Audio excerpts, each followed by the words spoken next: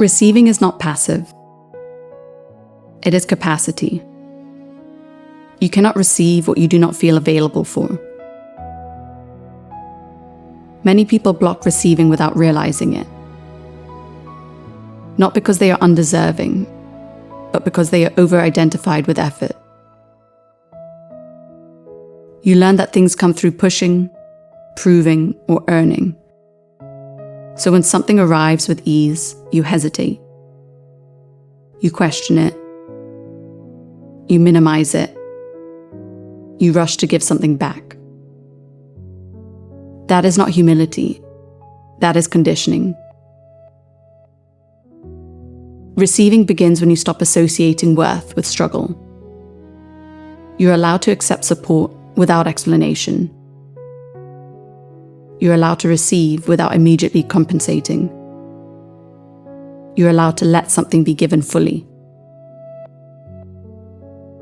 Receiving requires space. Space in your schedule. Space in your nervous system. Space in your self-image. If you're constantly overextended, there is nowhere for anything new to land. Receiving is also about trust.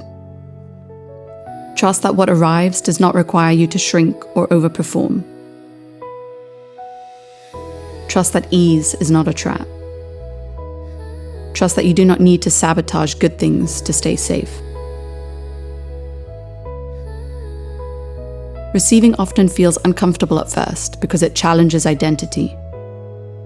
If you're used to being the giver, the fixer, the one who holds everything together, receiving feels like exposure.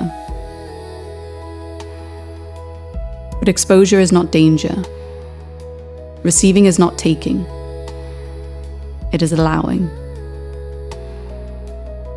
You do not become dependent by receiving. You become balanced. When receiving is blocked, manifestation stalls. Not because nothing is available, but because you're not positioned to accept it. Opportunities require openness. Support requires permission. Abundance requires room.